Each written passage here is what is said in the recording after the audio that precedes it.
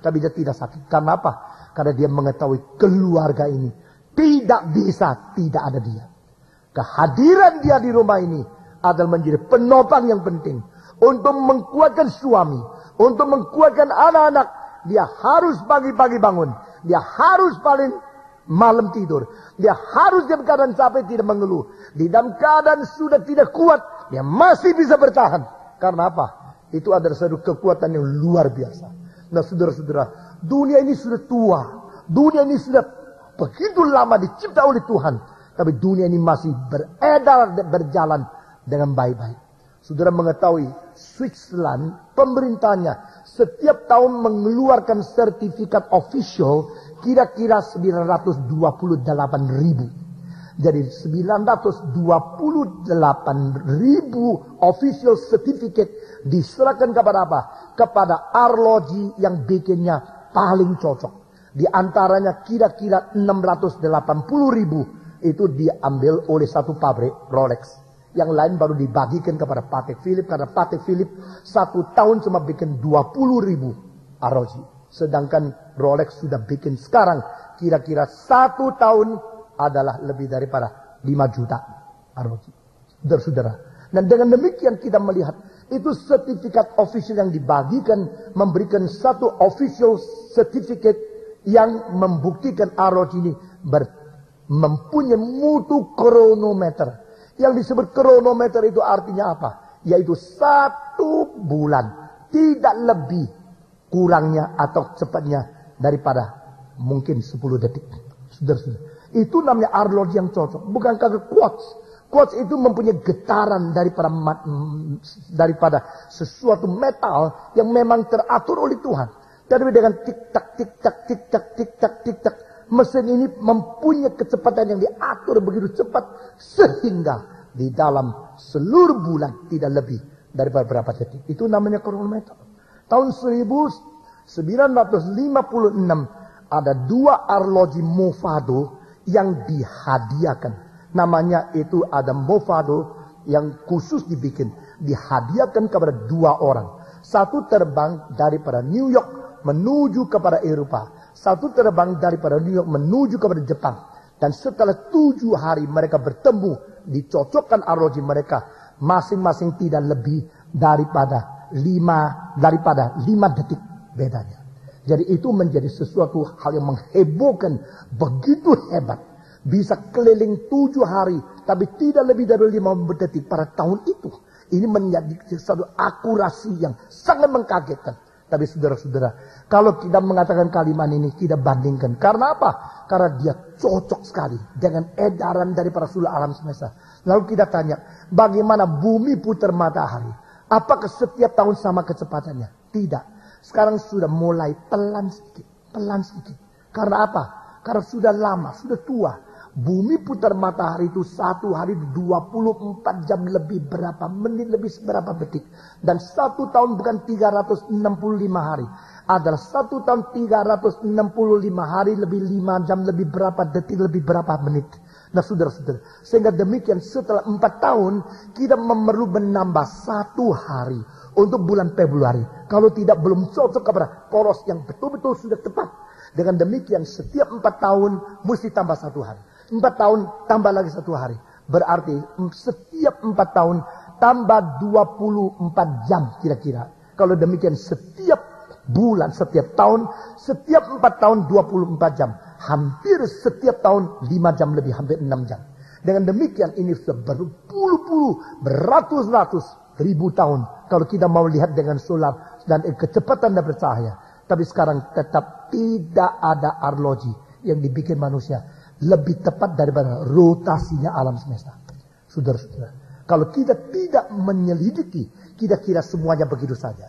Engkau menyelidiki, baru tahu begitu tepat dan begitu selisih sedikit sekali.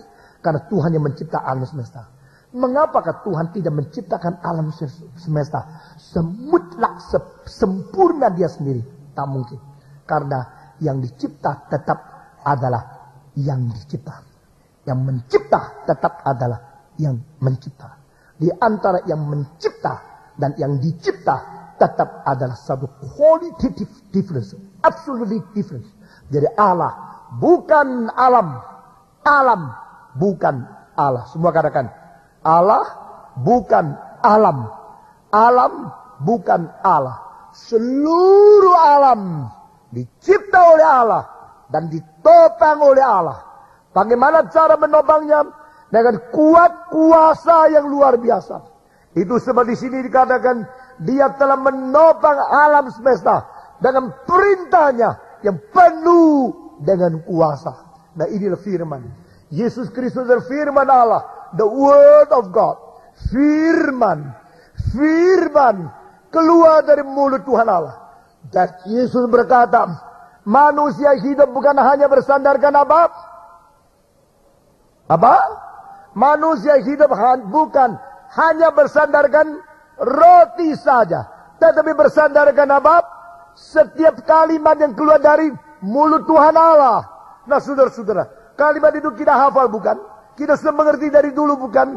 Gabungkan kalimat itu dengan ini, maka engkau mengetahui yang bikin engkau hidup bukan roti.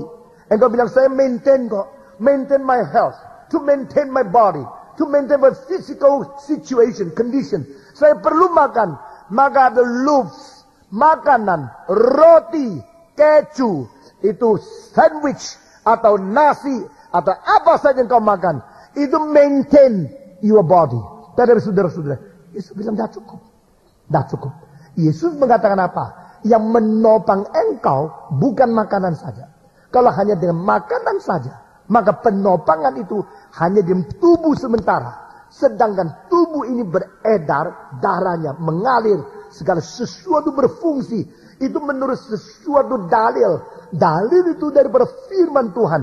Dan the word of God, logos, yang menjadi sesuatu dasar logikos.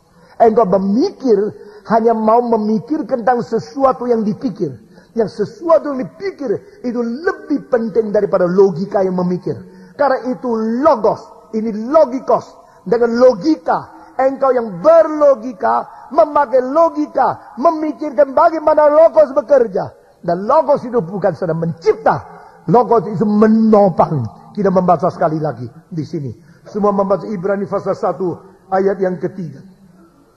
Ia adalah cahaya kemuliaan Allah dan gambar wujud Allah. Dan semua membaca. Dan menopang segala yang ada dengan firman-Nya yang penuh kekuasaan. Dia menopang dengan kuasa, dengan firman yang penuh dengan kuasa. Yesus berkata manusia hidup bukan hanya dengan roti saja. Engkau kalau kira engkau hanya bisa menopang diri dengan roti sudah cukup, maka engkau adalah orang belum mengerti yang lebih dalam lagi maknanya. Karena firman itulah yang menopang kita. Maka Yesus berkata, bersandar kepada setiap kalimat yang keluar dari mulut Tuhan Allah sendiri. Yang firman, kebenaran itu. Saudara-saudara, setiap kali kita ikut kebaktian, kita dengar apa? Dengar pidato yang sedang, dengan pengetahuan yang banyak, dengan informasi-informasi yang baru, dengan penemuan-penemuan daripada teologi, atau daripada dalil-dalil daripada ilmu, atau berita-berita dari politik. Saudara-saudara, tidak. Itu semua tidak menopang. Itu hanya menambah ambisi pengetahuan kita, itu boleh mendapat isi lebih banyak saja. Tapi menopang adalah firman. Pada waktu engkau dengarkan khotbah, engkau menemukan perintah-perintah, engkau menemukan kalimat-kalimat dari firman Tuhan yang diwahyukan oleh Dia, itu menguatkan rohanimu, menjadikan eksistensimu dan kehadiranmu di dunia ini mempunyai prinsip, mempunyai dasar, mempunyai kekuatan, mempunyai arah, mempunyai fondasi, mempunyai sesuatu bobot. Saudara-saudara, maka manusia hidup bukan hanya dengan roti saja. Manusia hidup dengan setiap kalimat yang keluar dari firman Tuhan. Nah, saudara-saudara, firman Tuhan bukan sedang menopang hidup kita. Firman perintah itu ada menopang keberadaan seluruh alam semesta. Nah, di Mazmur 103 di sini dikatakan bahwa malaikat-malaikat yang melaksanakan perintah Allah, saudara-saudara, mereka menjalankan kehendak Tuhan. Maka Tuhan memakai kuasa firman logosnya menjadikan seluruh alam semesta tempat di mana Dia melaksanakan kehendak dia di dalam seluruh ciptaan dia. Saudara-saudara,